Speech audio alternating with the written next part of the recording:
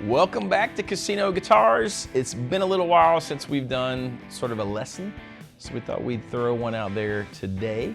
And I think a lot of the best lessons that you sort of, or at least that I sort of get the most value out of, are when there are things that I sort of already use and I just can twist them a little bit to do something new.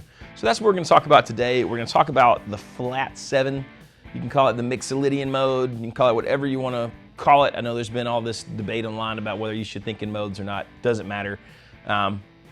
But it's a chord progression that you use a ton, you hear a ton. It's in a bunch of classic rock songs. It's in a bunch of Southern rock. It's in all sorts of things. And the chord progression is what I'd call the 1 flat 7 4. Today we're going to do it in the key of E. If you know anything about keys and about the Nashville numbers and all that kind of stuff, you know that typically in the key of E, you got your 1 is an E chord, your 4 is an A chord, your 5 is a B chord. And then, you know, you've got all your minors. It'd be C sharp minor, it'd be F sharp minor, it'd be G sharp minor. And then if you had a D, it'd be like D sharp diminished, which you don't see that often. So what happens a lot of times, though, is you get, instead of that D, or instead of the E and the A and the B, you might have something that I'm going to play E down here, sort of as a bar chord, but I'm actually going to keep the top string open since we're in E, and I'm going to keep the B string and the high E string open. I'm going to play E right there, and then I'm just going to slide back to D as a power chord, and you could leave those still ringing. It sounds kind of a little dissonant. And then we're just going to go up to an A right there. Same thing. I'm going to leave those strings ringing.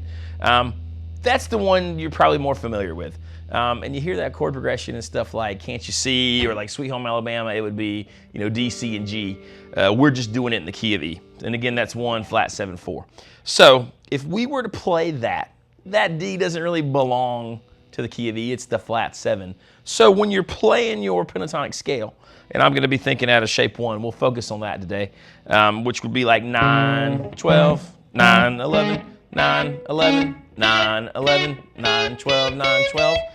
We can add a D to that, and it would be the flat 7.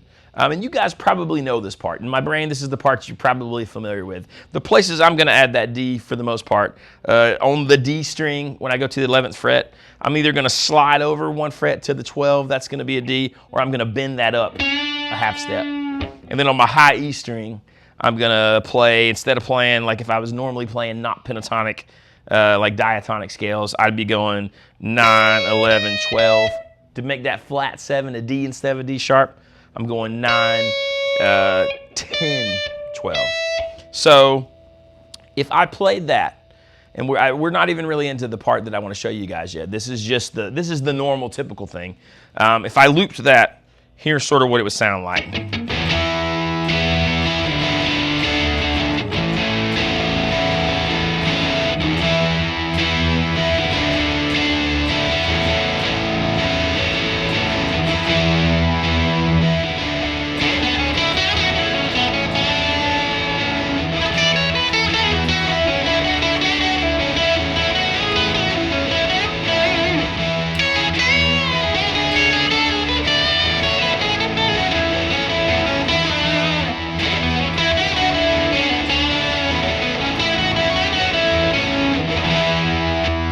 So there's our typical 1 flat 7 4.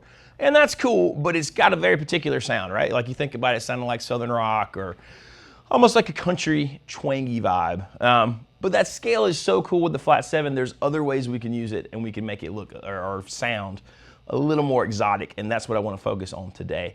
So if all that stuff before didn't make sense, go check out, go watch videos about the Mixolydian scale or the mode or whatever you want to call it in a flat 7. But instead of putting that D after the E, you know, we already said the 1, 4, and 5 would be E, and A major, and B major. Well, if we could add that D in instead of a D sharp, part of that B major chord has a D sharp right there. But if I make it a D, I don't have B major anymore, I got B minor. You're probably thinking, oh man, E major, B minor, and A. Not what you typically see, but it sounds cool and it's part of the Mixolydian deal, just like you know, the 1 flat 7 4 would be. This would be 1 minor 5. So in this case, B minor, and then 4 A. So we'd have E, we'd have B minor, and then we'd have A. Which is a really neat chord progression. It's not quite as typical as like the E and the D and the A. But I can use those same licks. And when that B minor rolls around, just like when the D rolled around, I could actually play that D, or it would be in the right key, right there. And it's gonna have a really cool effect. So let's hear that. By the way, I'm playing, and you can see this, instead of playing a normal B minor here or up here, I'm playing B minor 7, which is 7 on the low E string, muting the A string, and then 7 on the D string, 7 on the G string, and then going right to my A. And you can see that D and that B minor 7 obviously share notes. But anyways, here's what that would sound like.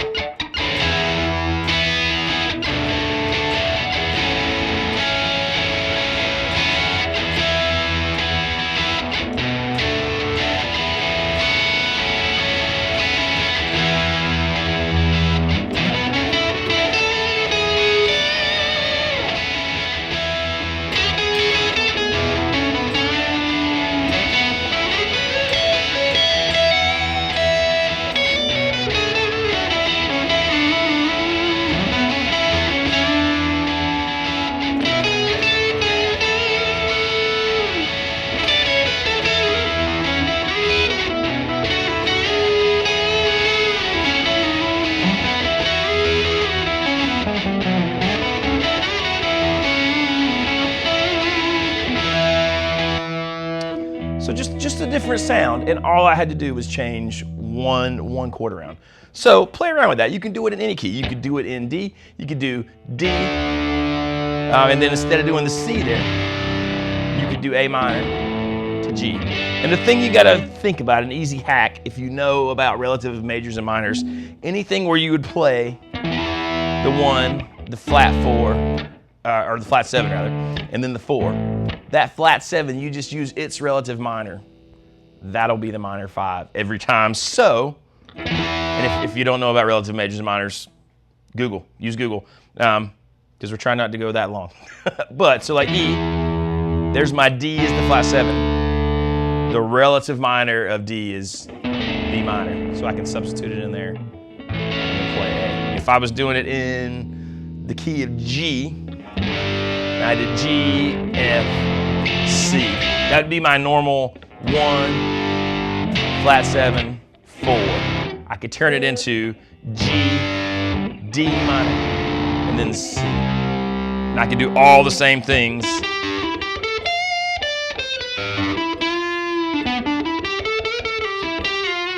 And it's just gonna sound cool. So check that out. Take your 1, your flat 7, your 4, one more time to 1, minor 5, and 4.